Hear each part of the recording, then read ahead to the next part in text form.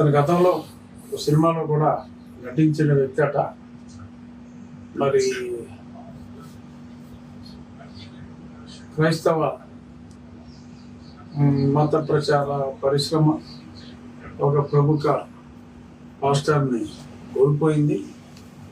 మామూలుగా ఎవరైనా చనిపోయినప్పుడు ఫలానా పరిశ్రమకు తీరని నష్టం అంటాం కదా, అలా ఈ పాస్టర్లకి అంటే మత ప్రచార పరిశ్రమకు చాలా తీరని లోటు. కానీ ఆ లోటు సినీ ప్రపంచానికి ఒక వరంగా మారిందని చెప్పొచ్చు. ఎందుకంటే అతను మంచి నటుడు, కానీ దర్శకత్వం కూడా మరి అతనే చేయాలనుకుని మరి ఆ దర్శకత్వంలో మరి స్టంట్ మాస్టర్కి దర్శకత్వం అన్నీ కూడా అతనే చేయాలనుకుని నటులు అందరూ దర్శకులు కాలేరు, అలాగే స్టంట్ మాస్టర్లు అసలు కాలేరు. అన్యాసాలు పాస్ట్ రాష్ట్రంతో సహా అన్యాసాలు ఒకేసారి వేద్దాం అనుకుని దొరికేసాడు. సో అది సినీ పరిశ్రమ చేసుకున్న అదృష్టం. ఖచ్చితంగా అతని నేను కొన్ని వీడియోలు చూసా మార్నింగ్, చాలా ఓపెన్గా అలా బురదలో నడుస్తూ బురద నీరు పోయించుకుంటూ, అంటే మళ్ళీ ఆ బకెట్లు కూడా మళ్ళీ షార్ట్లో దొరికేసి అలా బకెట్లో పక్కన బురద పోస్తా ఉంటే ఆ బురద నీటిలో అతను నడుస్తూ ఆ భరోసా పార్టీ అని ఒక పార్టీ కూడా అతను పెట్టాడు. అలా ఈ మధ్యన శ్రవణ్ కుమార్ ఒక పార్టీ, విజయ్ కుమార్ ఒక పార్టీ, రేపు మాకు సునీల్ కుమార్ ఒక పార్టీ, అలాగే ఈ అభినయ దర్శన్ కుమార్ ఆల్రెడీ భరోసా పార్టీ పెట్టి మరి ఇలా దొరికేశాడు. మరి అతను కూడా అతను తర్వాత అభినయం సక్సెస్ అయిందనుకుని హడావుల్లో మొత్తం మీద నెక్రేసి పడుకుని నా గురించి కూడా మాట్లాడటం జరిగింది. ఇలాగా రెచ్చగొట్టినందువల్ల రఘురామకృష్ణరాజు గారు రెచ్చగొట్టినందువల్ల ఇటువంటి దాడులు కూడా జరుగుతున్నాయన్నట్టుగా మరి ఆయన అభినయ్ కుమార్ మాట్లాడటం జరిగింది. సో అందుకని నేను అభినయ్ కుమార్ అభినయానికి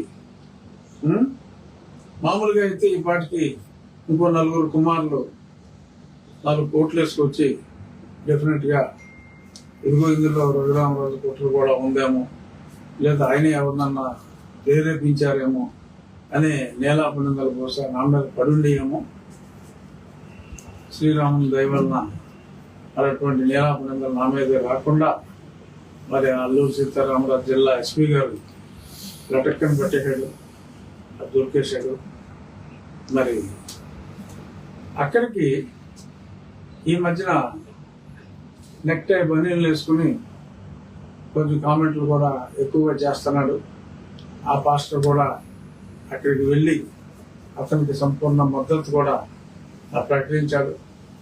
ఆ నెక్టై పాస్టర్ ఒక ఇంటర్వ్యూలో కొద్ది రోజుల క్రితం అనుకుంటా, నాకు మొన్న ఎవరో పంపించడం జరిగింది. బొట్టు మగవారు హిందువులు ఆడవాళ్ళు పెట్టుకుంటే పెట్టుకున్నారా, మీ మగవాళ్ళకి ఏమైందా, ఎవరికి పెళ్ళాలన్నా మీరు అని చెప్పి ఎప్పటి నుంచో వస్తున్న ఒక సాంప్రదాయం, హిందువుల సాంప్రదాయం, స్త్రీ పురుషులు తేడా లేకుండా బొట్టు అనేది హిందూ సంస్కృతిలో ఒక భాగం అయితే అంత అసభ్యంగా, అంత నీచంగా, అంత దారుణంగా మరి వాళ్ళు మాట్లాడటం, దాన్ని సహించటం, మాట్లాడటం ఒక తప్పు అయితే దానికి మరి చట్ట ప్రకారం మరి ఏం కేసులు పెట్టారో ఏంటి అనేది నేను వెరిఫై చేయాలి. ఇంకా లేదు ఎటువంటి చర్యలు తీసుకోలేదంటే కంప్లైంట్ ఖచ్చితంగా ఇస్తాం. ఆ చర్యలు తీసుకోవాల్సిన అవసరం ఉంది. ఇప్పుడు ఈ అజయ్ కుమార్ ఎలా అయితే ఒక మర్డర్ నాటకం ఆడాడో, సరే దాని మీద కేసు కట్టారు. కానీ చాలా నాటకాలు, నాటక ప్రదర్శనలు ఈ మత ప్రచారం పేరిట జరుగుతున్నాయి. మరి అవన్నీ కూడా చట్ట ప్రకారం నేరాలే. ఈ పాపం దొరికేశాడు ఈ అభినయ దర్శన్ ఆ మర్డర్ డ్రామాలో. మరి మనం చూస్తున్నాం, అంటాడు వాడు వచ్చి అని చెప్పి వీడు బాబుతో ఈ కోట్లు వేసుకుని అలా నెత్తి మీద ఏదో రాస్తే నాకు మాట వచ్చింది అంటారు సడన్ గా. అది కూడా ఇలాంటి డ్రామా. మగవాడికి మాటలు రావటం, అవుటి వాడిని నడిచేయటం, క్యాన్సర్ తగ్గిపోయిందని ఎలా చెప్పిందా, క్యాన్సర్ తగ్గిపోయింది అంటారు. ఇవన్నీ కూడా ఇటువంటి డ్రామాలు, అభినయం వేసిన డ్రామాలు లాంటి డిఫరెంట్ టైప్ ఆఫ్ డ్రామాస్ అయ్యి మ్యాజిక్ అండ్ రెమెడీస్ యాక్ట్ అని ఈ డ్రగ్ కంట్రోల్ అథారిటీ వాళ్ళకి దీని మీద అథారిటీ ఉంది. ఎప్పుడైనా సరే ఇటువంటి ప్రదర్శనలు ఇవన్నీ తీయాలి, ఖచ్చితంగా ఇవన్నీ కూడా తీసి ఆ ప్రదర్శనలు ఎవరైతే ఇచ్చారో వాళ్ళ మీద కేసులు కట్టారా లేదా.